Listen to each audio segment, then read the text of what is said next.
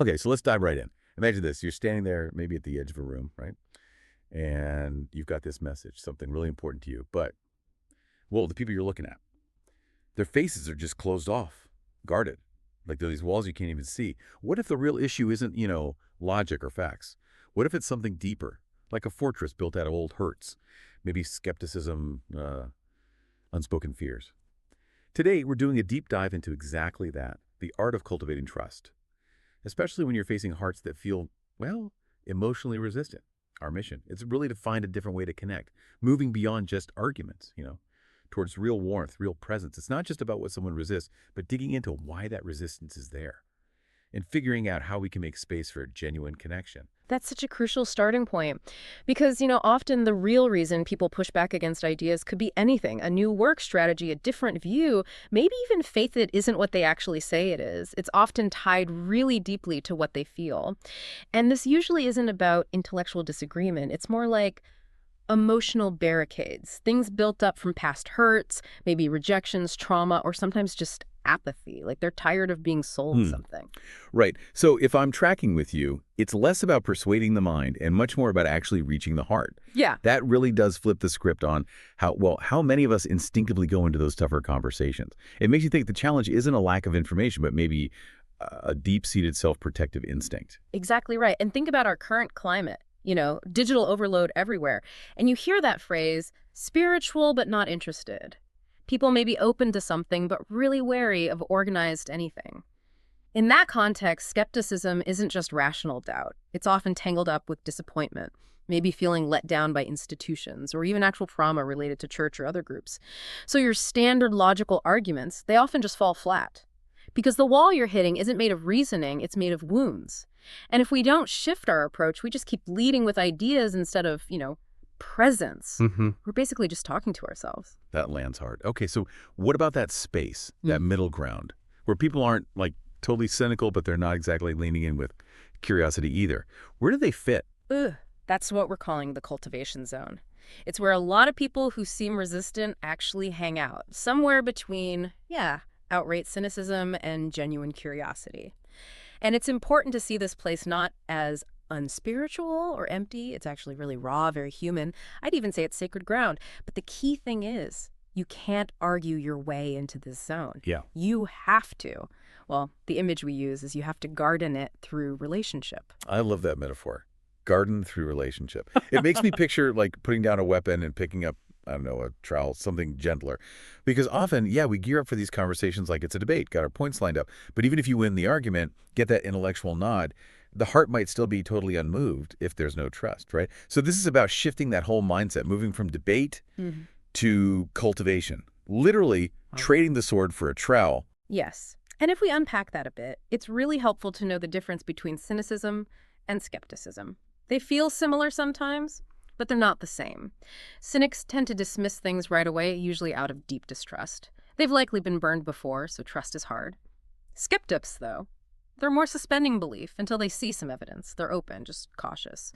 Cultivation, this gardening approach, it actually works for both because it invites honest questions, exploration without any pressure. It's about tending the soil, getting it ready, not forcing the flower to bloom before it's time. And this applies everywhere, really, teams, friendships, communities. And it's not just a nice theory, is it? It feels like a pattern you see again and again in big stories, spiritual texts. You mentioned God as a cultivator, a master gardener. I mean, think about Genesis 2 and 3. The Garden of Eden, God puts Adam there to work it and keep it.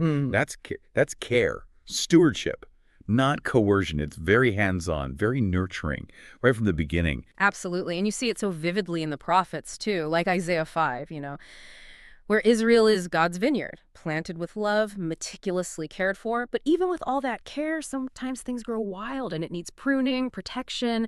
God's patience in that story, it really highlights this long-term relational way of working, not just issuing a command and walking away. And then there's the parable of the sower, Matthew 13. That one's huge. The focus isn't just on the seed, the message itself, right? It's so much about the soil, preparing the ground. You've got the path, the rocks, the thorns, the good soil. They all react differently to the exact same seed. It really drives home that the human heart needs tending, needs preparation before it can really take something in. And if we look at that divine pattern, we can pull out maybe 5 core principles for this kind of heart cultivation. First one, Presence. Just being fully there with someone, investing the time to genuinely listen, to observe. Think about Jesus with the Samaritan woman at the well in John 4. He wasn't multitasking. He wasn't checking his watch. He was completely present with her. And that's not just, biblical. It's basic human connection, isn't it? In any relationship, professional or personal. Real presence disarms people. It opens doors. It says, you matter more than my agenda right now. Okay, presence. And what's next? Patience. Letting things unfold naturally. Resisting that urge we all have to push for a decision or force an outcome. That makes me think back to Isaiah 5 again. God's long-suffering care for that vineyard, even when it wasn't producing. We live in such an instant results culture, but real growth, the kind that lasts. It takes time, like a garden. Exactly. Patience is key. Then comes pruning. This one sounds a bit harsh, maybe, but it's about gently challenging beliefs or habits that are actually harmful or just not productive. But crucially, doing it without shaming the person. Think of God's refinement by fire in Malachi 3. It's about purification, making something better, not condemning it. It's spotting what's holding back growth and addressing it carefully, always for the person's good. Gently challenging. Without shaming. That's a fine line to walk. Okay, what else? Protection. Shielding with grace when someone pushes back. Making sure we don't become the stumbling block. Paul talks about being all things to all people in 1 Corinthians 9. That feels like this meeting people where they are, not making them jump through hoops to get to where we think they should be. Precisely. Protection. And finally, the fifth one, praise. Just celebrating every little sign of openness, every small step forward, any hint of positive change, no matter how tiny. Remember the parables of the lost sheep, the lost coin in Luke 15? The sheer joy over finding the one. It's about rejoicing in the small wins. That encouragement is it's like fertilizer for the soul. It shows you genuinely care, and it makes space for more growth. Presence, patience, pruning, protection, praise. Okay, that gives us a framework. Yeah. But it brings up the question, what exactly are we cultivating against? What makes up this terrain of emotional resistance? Why do hearts put up guards? That's the million-dollar question, isn't it? Often, resistance is just the surface layer. Underneath, it's masking deeper needs, unresolved stuff. It could absolutely be a fear of rejection. Maybe past experiences have taught them, consciously or not, if I let people in, if I open up, I'll just get hurt again. Or sometimes it's perceived irrelevance. They might genuinely feel, okay, nice idea, but how does this help me with my actual life, my struggles right now? And then, very common these days, is spiritual mistrust. Maybe they've seen religion used badly, seen hypocrisy, or even experienced abuse within a religious setting. That makes anyone deeply wary of anything that looks similar. Just knowing these potential roots changes everything. You stop trying to win an argument and start trying to understand a story, maybe even help heal something old. Healing old scars. That perfectly sets up looking at Jesus again, the ultimate cultivator, you said. And that encounter in John 4 with the Samaritan woman, it's just, wow. The setup alone is intense. She's an outsider on 3 levels, right? The gender men didn't just chat with women in public. Ethnicity Jews and Samaritans famously did not get along. And her personal life, her reputation, 5 husbands. She goes to the well at noon, the hottest time, probably to avoid the whispers and stares. And Jesus deliberately goes there, goes to her, breaking all the social rules. It's an incredible scene. And what's so striking is Jesus's whole approach, his pace, his posture. It's like the art of slow evangelism, if you want to call it that. He doesn't start with a big theological statement or a correction. He starts with vulnerability, a simple human request. Will you give me a drink? John 4.7. Think about how disarming that is. It immediately levels the playing field, opens up a relational space. He connects on a human need first, not a doctrine. Yeah, it's so different from how we often operate. Feeling like we have to lead with the big truth. He wasn't accusing her, was he? He asked questions, gently kind of probed her story. He named the truth about her past, but without shaming her. Revealed what he knew without condemning her. He knew the painful details, yes. But his tone, his manner, it was like inviting truth into the light, not blasting her with it. It was compassionate clarity. That's a game changer. That's the perfect phrase. Compassionate clarity. Where truth gets planted, but only after the soil of the heart has been softened by grace. And notice how the conversation unfolds. It moves in layers, naturally. From asking for water, to talking about living water, to revealing her past, and finally to revealing himself as the Messiah.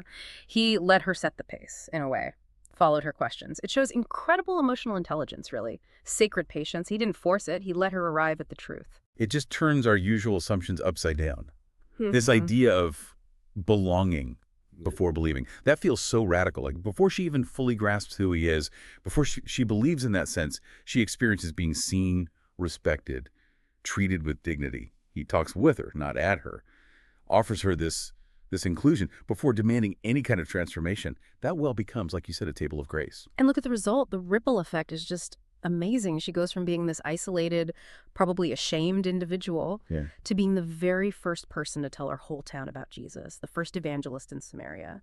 Her story, her past shame, it somehow becomes her testimony. Her encounter, her healing. It sparks this community-wide awakening. She runs back to the very people she was trying to avoid, not because she aced a theology exam, but because she met love. Love that saw everything and didn't flinch, didn't walk away. It's just... Yeah, powerful stuff. Shows how one real connection can ignite something huge. It's such a powerful story. Okay, but let's be real.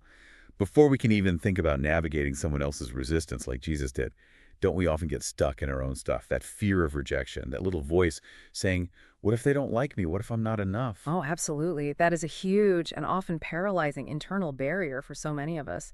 It's worth remembering, though, even in the biblical story, God constantly risks rejection. Isaiah 53:3 puts it starkly. He was despised and rejected by men. If Jesus himself, embodying perfect love, faced rejection, then maybe when we face it, it doesn't automatically mean we failed. Yeah. But yes, it definitely hits those deep fears, doesn't it, that we're not enough, not wanted. So how do we deal with that? Maybe Hmm. redefine what success looks like in these situations. Because if success is only about getting the yes, getting the agreement, then yeah, rejection feels like total failure, devastating. But what if success is more about just being faithful, showing up? That's it, exactly. If success is defined by faithfulness, by our commitment to show up, listen well, love genuinely, then even rejection can become, well, sacred ground, as some put it. We're called, in a sense, to love without armor, to be vulnerable, knowing it might not always be received well. It means finding the courage to start conversations without needing to control the end, to stay present in relationships, even when there aren't obvious results. It's an internal shift, really, from transaction, I do this, so you do that, to just relation. Okay, faithfulness over outcomes. Loving without armor. That leads us nicely into emotional intelligence, doesn't it? Especially using it in, say, a spiritual context. I mean, like the ability to recognize emotions, our own and others, to understand where they're coming from, manage our own reactions, and respond with a real empathy. Precisely. And Jesus was the masterclass in this. He didn't just hear words, he saw the heart behind them, the motivations, the wounds, the fears. Think of Zacchaeus up in the tree. Jesus saw someone longing to connect. Or Peter, after the denial Jesus didn't condemn, he restored him with such grace. This wasn't just, a clever tactic. It was the natural expression of divine love. It's about seeing the person behind the behavior, listening without immediately trying to fix things, and offering that sense of belonging before expecting belief. That belonging before believing theme just keeps coming back. It feels like such a core principle for how connection actually happens, especially today when things feel so fractured. It really is foundational. In a world that feels increasingly divided, where people are often guarded, maybe cynical, they simply can't hear a message, let alone believe it if they feel judged or unsafe. Jesus modeled this constantly, offering safe space before sacred truth. Eating with people others avoided, welcoming kids. He didn't screen people for theological correctness before inviting them close. The invitation was the starting point. And part of that emotional intelligence is seeing resistance differently, Yeah. right? Not as defiance, maybe, but as a symptom. Yes, exactly. The emotionally intelligent approach asks, what happened to you, rather than what's wrong with you? That question shifts everything. It helps us see resistance not just as stubbornness, but as something potentially stemming from real pain. Maybe religious wounds, past trauma, deep-seated shame, or just the sheer noise and pressure of modern life. These aren't usually arguments needing a counter-argument.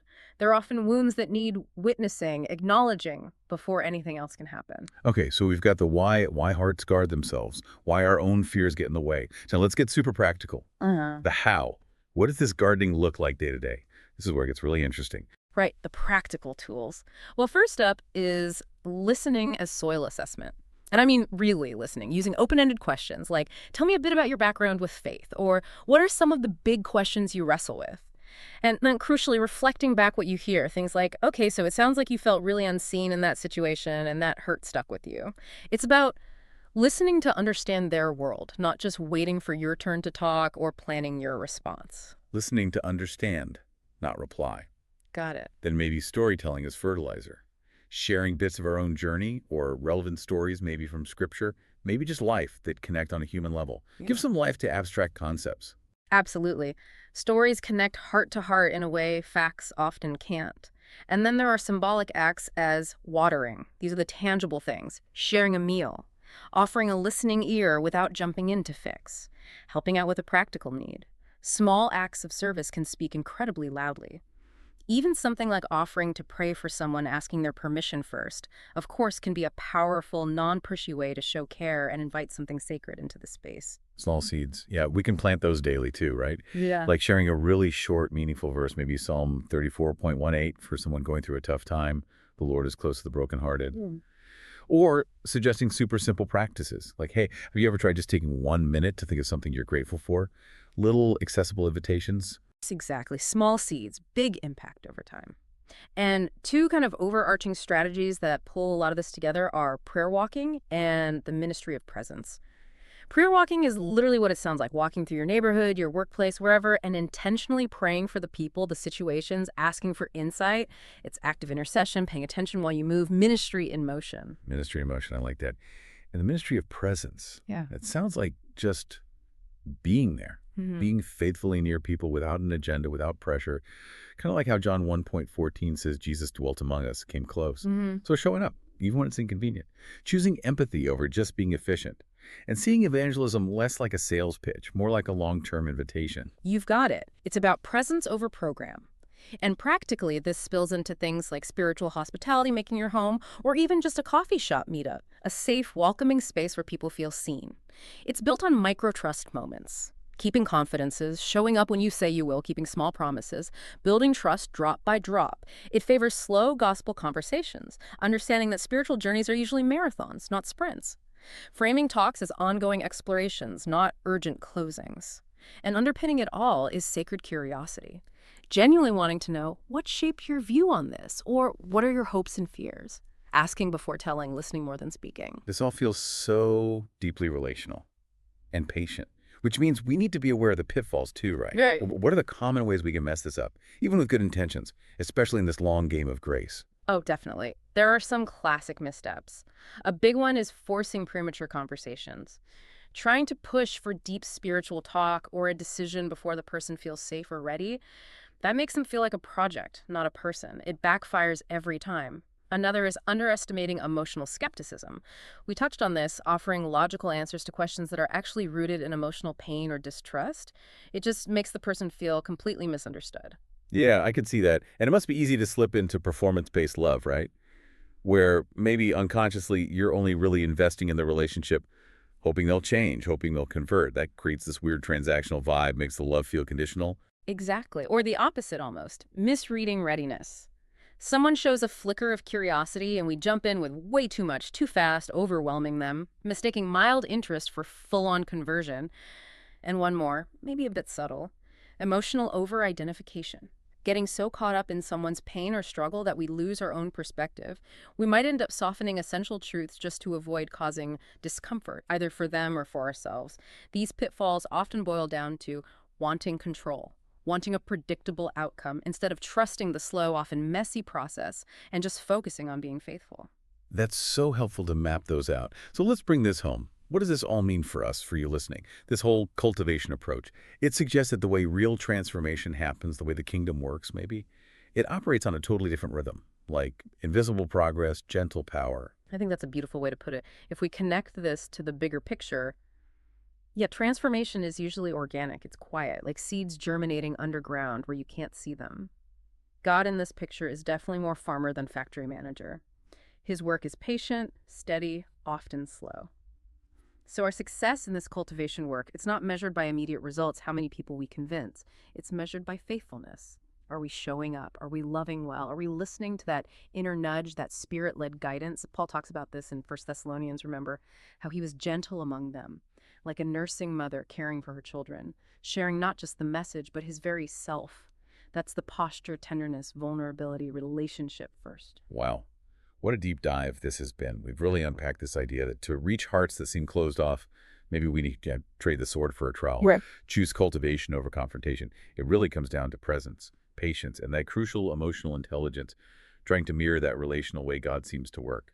And it matters so much right now, doesn't it? In a world that's often, frankly, allergic to religious hard sells and tired of judgment.